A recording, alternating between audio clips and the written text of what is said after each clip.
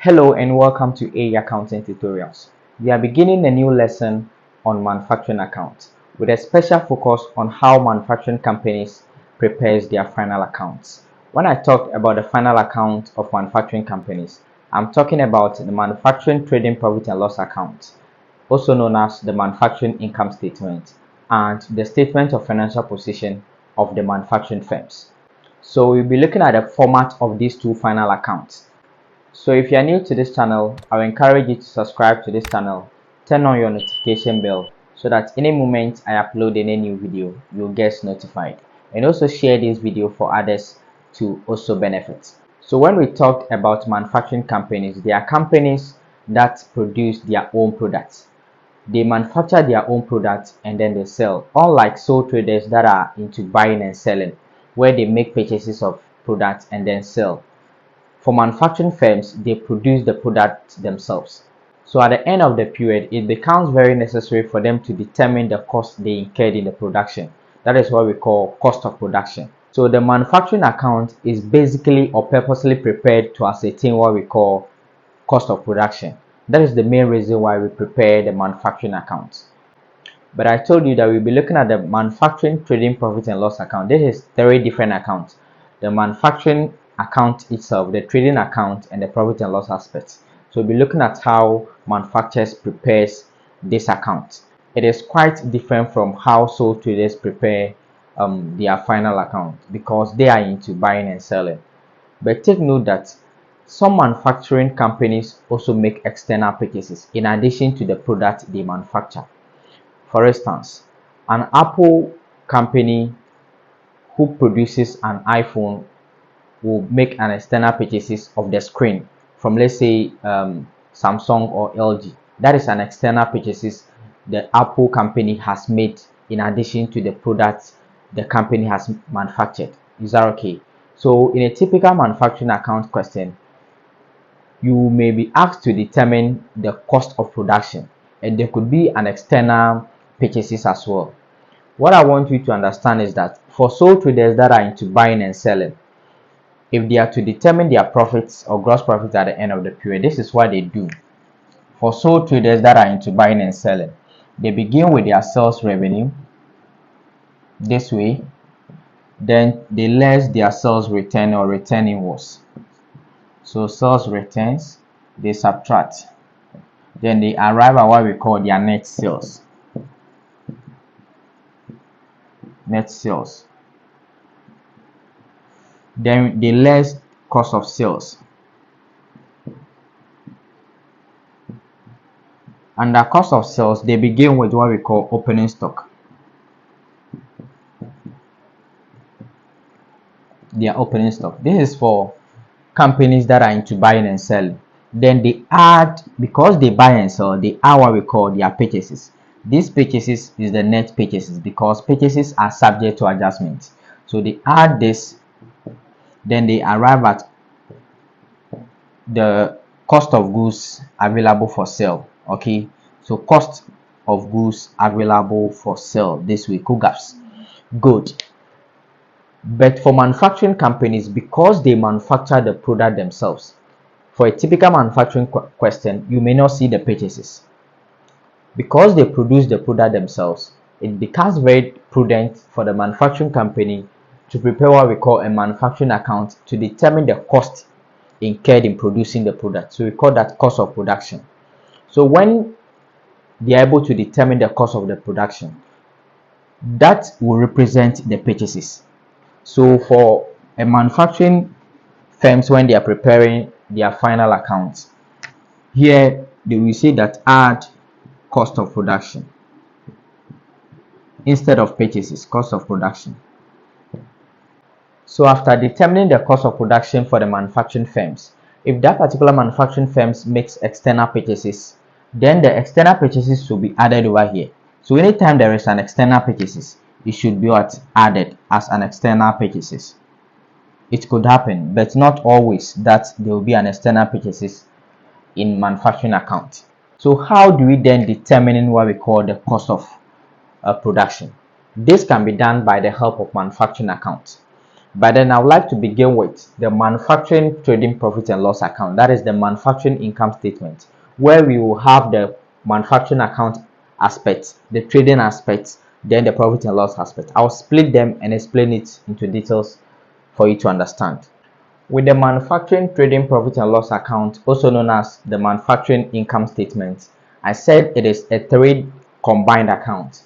You have the manufacturing account component, the trading component or the trading aspect, and the profit and loss aspect. Is that okay?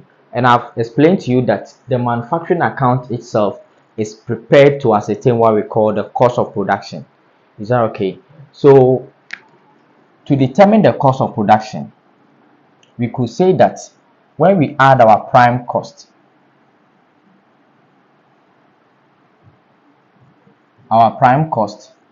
with factory overheads,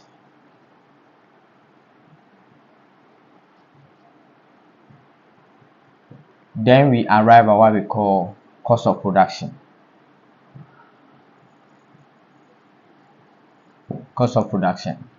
So this is what the manufacturing account does.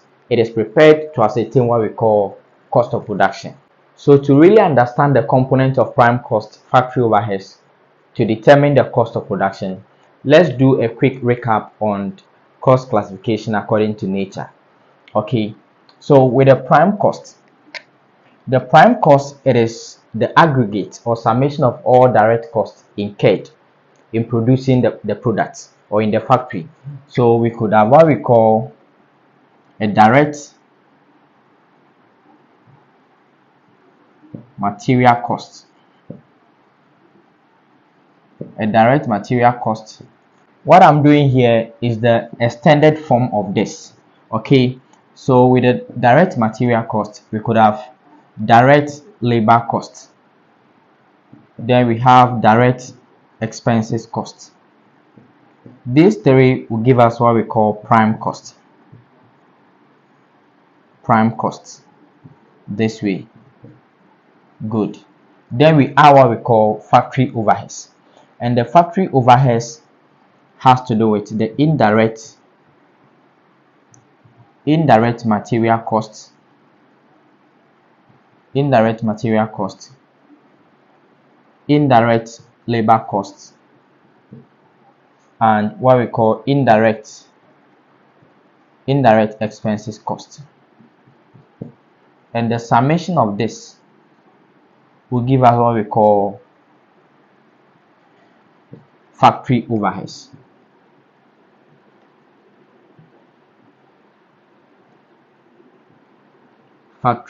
So when we add the factory overheads to the prime cost, then we arrive at what we call cost of production.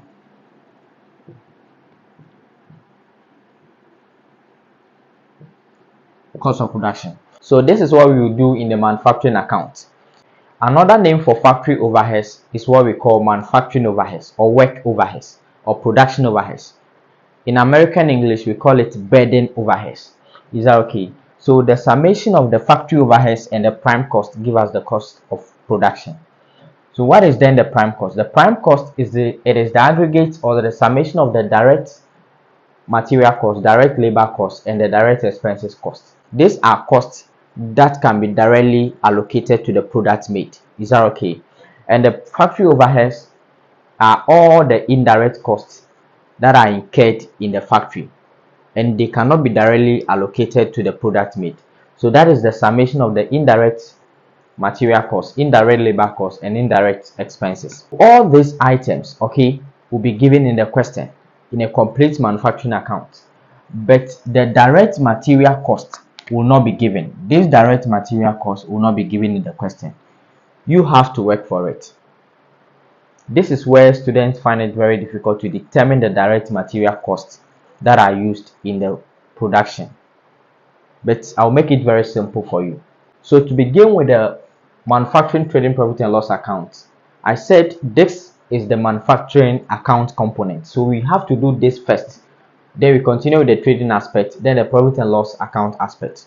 But before that, I said this ones will be given to you in the question, but then the direct material cost will not be given. You have to work for it. So let's begin to work for the direct material costs. Then we proceed with the others. So let's begin to work for the direct material cost. So the direct material costs are the raw materials that are used in the production. So we begin with raw materials.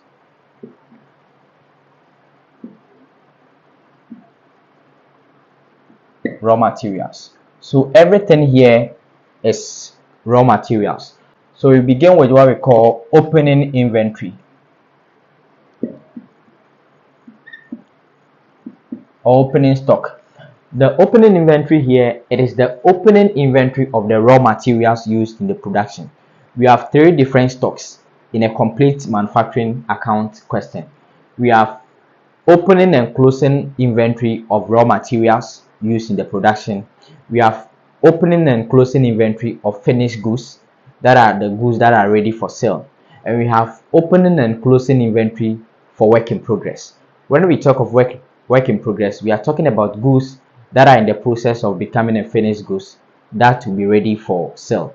Is that okay? So the opening stock I'm talking about here is the opening stock or the opening inventory of raw materials. Everything is raw materials. Is that clear? So the opening stock will be here. Then we add purchases of raw materials. So we add purchases of raw materials. The purchases of raw materials should be here. The reason why I'm putting it in the first currency sign is that because there could be adjustment on purchases. Then what do? We add carriage on purchases of raw materials. We add the carriage inwards. So we add, if there is any purchases return of raw materials or return outwards of raw materials, then we less it. So I will say that purchases returns or return outwards of raw materials, then we subtract. The figure we will get is what we call net purchases. Is that okay? So this will be the net purchases of raw materials.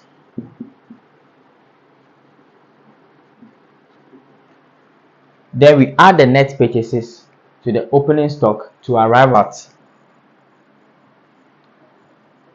cost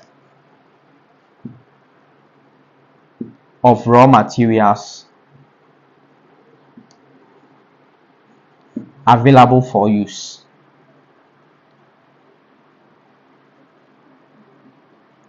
Available for use. Good. So after adding the net purchases to the opening inventory of raw materials, we arrive at the cost of raw materials that are available to be used in the production process. After this, what we do is that we less our closing inventory of raw materials. Everything is raw materials. So closing inventory of raw materials, then we less. After we subtract the closing inventory, then we arrive at what we call the cost of raw material consumed or used in the production. Is that okay? We are looking at the direct material cost. So after subtracting the closing inventory of raw materials from the raw materials available for use, then we arrive at cost of raw materials consumed. So cost of raw materials consumed or used in the production process. So after arriving at the cost of raw material consumed, the next thing to look at is the direct labor cost. We are just moving in that order. So direct labor cost could be a factory wage. So factory wage or wages. So let me bring this to the last currency sign, the cost of raw material consumed. Then we add the factory wages. Then there could be several direct labor costs. Then we add the direct expenses cost. These direct expenses cost could be royalties,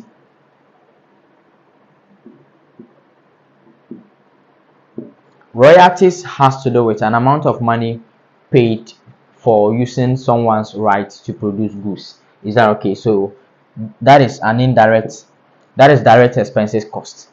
And the factory wages are the wages that are paid to, or an amount of money that are paid to factory workers. So when we add these three, then we arrive at what we call the prime cost. So when we add these three, we arrive at what we call prime cost. So prime cost.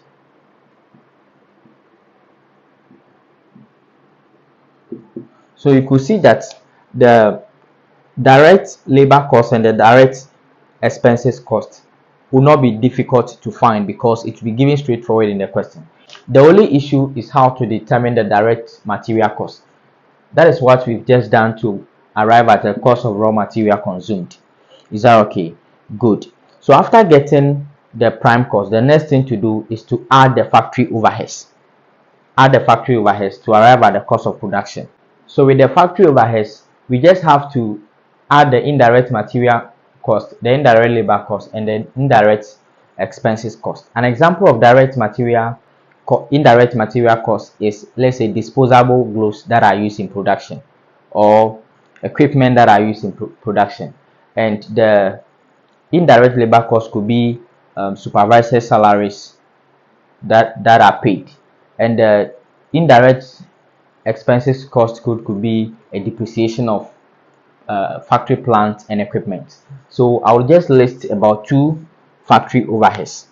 So with the factory overheads, let's say we have factory power. We could have factory power. Then let me add depreciation.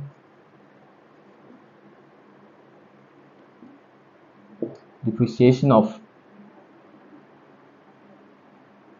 factory plant and machinery.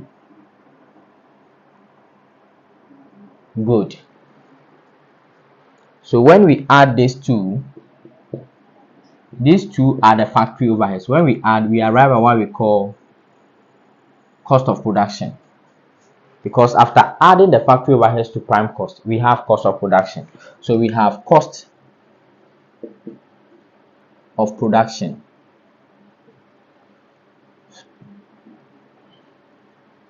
So we are done with the manufacturing account aspect of this whole account. Is that okay? So after getting the cost of production, it is this amount that will be transferred to the trading account, and it will represent purchases. Is that okay? But sometimes this cost of production are subject to adjustment. So let's look at how adjustment will affect this cost of production. So I just want to continue from here. So let me still bring the cost of production. So cost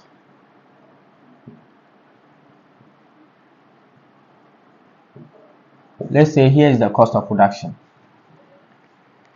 This cost of production is what we will transfer to the trading aspect, where it will represent purchases. But sometimes when there is an opening and closing work in progress, the adjustment need to be made on this. So anytime there is an opening work in progress, we add it. So add work in progress. So it will be opening work in progress. WIP should be added.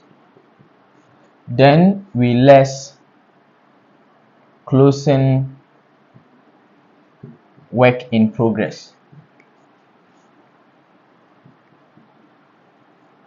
When there is opening and closing work in progress, then the first cost of production could be what we call the gross cost of production. So that after making these adjustments, the answer we will have, we call it net cost of production. So if there is work in progress, the two work in progress, and the adjustments have been made, then the net cost of production need to be transferred to the trading aspect, that is under finished goods. Okay, but sometimes to the manufacturing firm would like to transfer this production cost at a market value. Is that okay? Meaning that they wanted to add a profit margin to the cost of production before they transfer to the trading aspect of their activities. So when they want to transfer their production cost at a market value. It means they are to add a profit margin. So we call that a manufacturing profit. So when that happens, we have to add the manufacturing profit.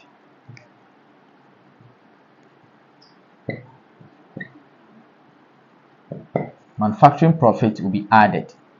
This is closing work in progress. We are subtracting. So we add the manufacturing profit to arrive at what we call the market value.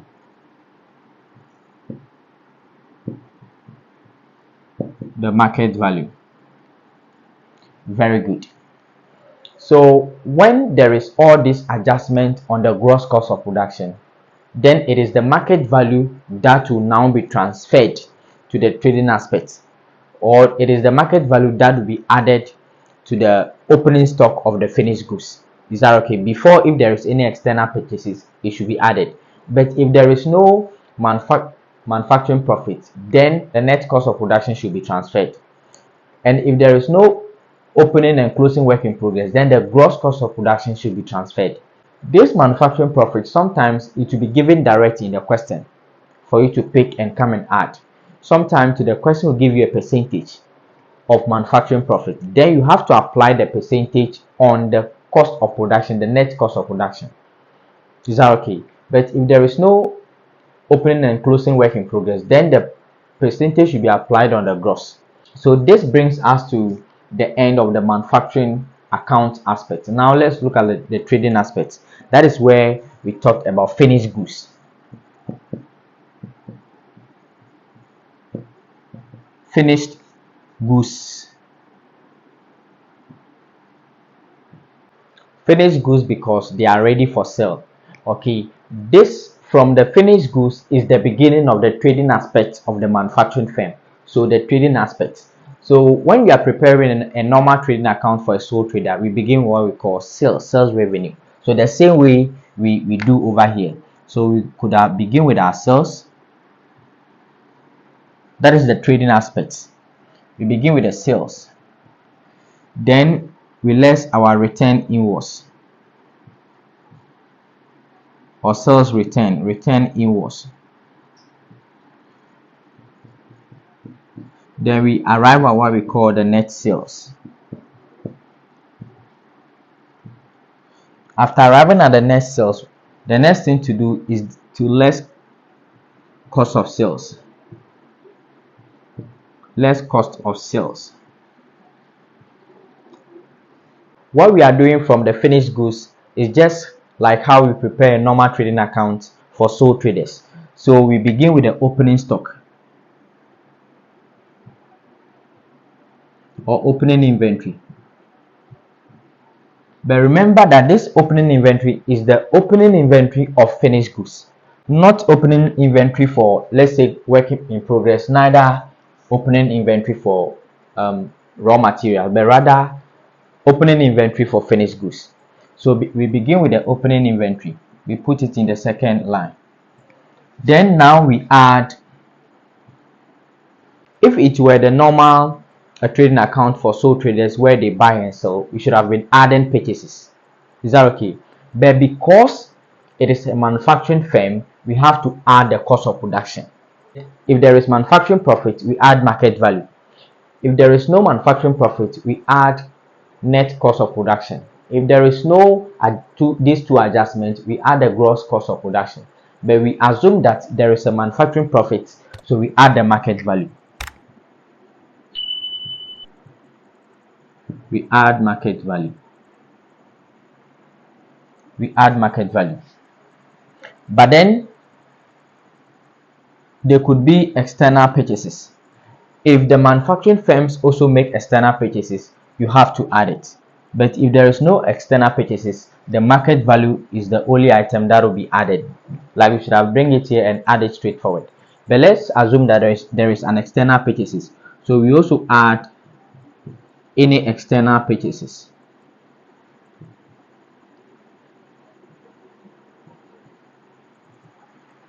We add external purchases.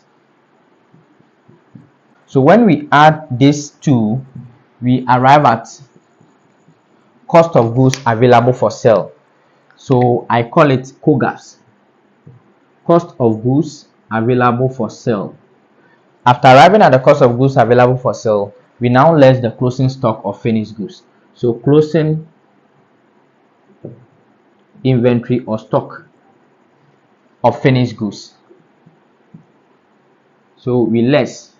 So when we less, we arrive at what we call the cost of sales. The cost of sales. And the cost of sales will now be subtracted from the net sales.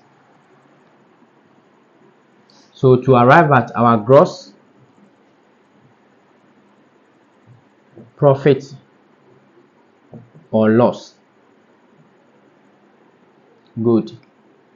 So if the net sales is greater than the cost of sales, we arrive at gross profit.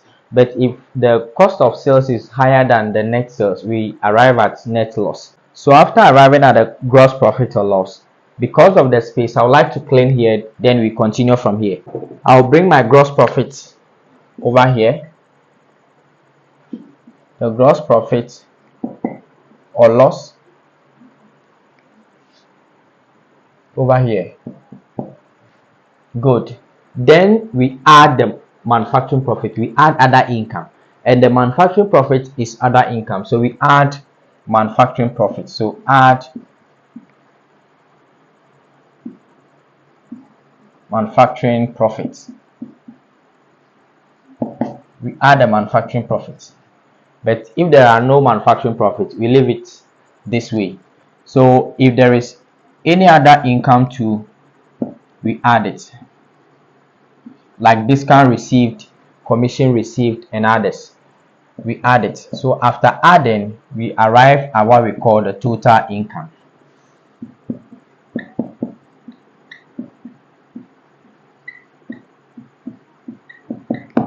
Good. We arrive at total income. After arriving at the total income, then now we less our operating expenses. So we less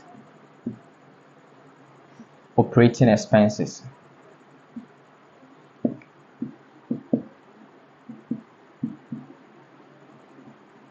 These operating expenses are the non-factory overheads. Is that okay? Are the indirect costs that are incurred in the factory. Is that okay? But it cannot be directly traced to the product that is produced. So we call them the non-factory overheads.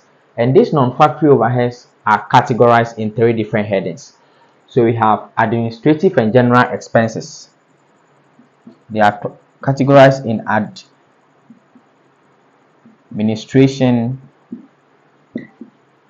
and general